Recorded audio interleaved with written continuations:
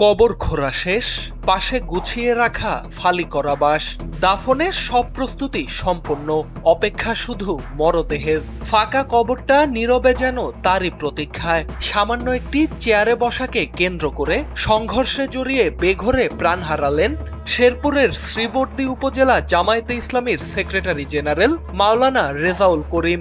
নির্বাচনের তফসিল ঘোষণার পর এটি প্রথম প্রাণঘাতী নির্বাচনী সহিংসতার ঘটনা। তার মৃত্যুতে এলাকায় বিরাজ করছে থমথমে পরিস্থিতি। গেল বুধবার ঝিনাইগাতী উপজেলা প্রশাসনের আয়োজনে শেরপুর ৩ আসনের প্রার্থীদের নিয়ে অনুষ্ঠিত হয় যৌথ ইশতেহার পাঠ অনুষ্ঠান।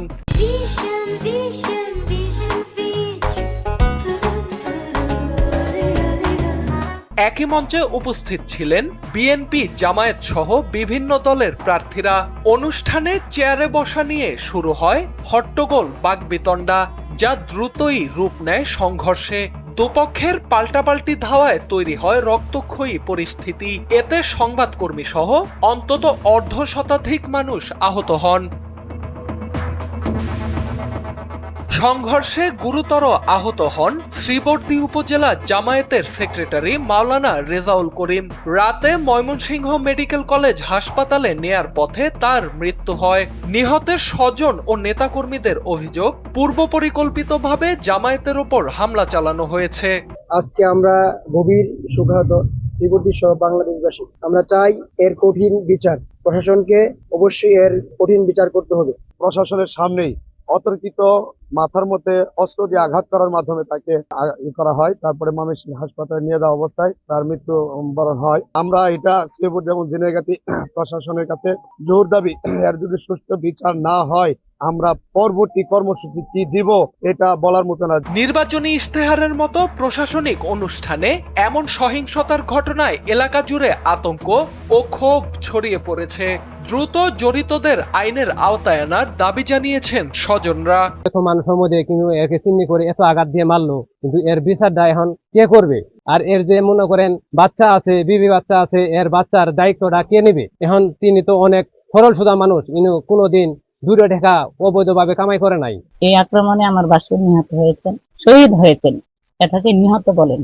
আমি আমার বাসুরের এক ছেলে এক মেয়ে, তাদের দায়িত্ব কে নিবে? দায়িত্ব তো আল্লাহ নিবে। তবু আমি আমার দেশবাসীর কাছে জানাতে চাই, এই সন্তানদেরকে এতিম করে আমার বাসুর চলে গেছেন। শেরপুর ৩ আসনে জামায়াত মনোনীত প্রার্থীর দাবি, বিএনপি প্রার্থী ও তার সমর্থকদের উস্কানিতেই এই হামলা। তবে ঘটনার জন্য জামায়াত নেতাকর্মীদের দায়ী করেন বিএনপি মনোনীত প্রার্থী। আজকে এই সন্ত্রাসী কর্মকাণ্ডে সরাসরি থেকে যিনি নেতৃত্ব দিয়েছেন শেরপুর ৩ আসনের সাবেক সংসদ সদস্য জনাব মাহমুদুল হক রুবেল সাহেব, তিনি স্বয়ং এই সন্ত্রাসীদের মাঝে উপস্থিত থেকে শ্রীবর্দী, ঝিনাইগাতী এবং শেরপুরের সন্ত্রাসীদেরকে দিয়ে এই ঘটনা ঘটিয়েছেন।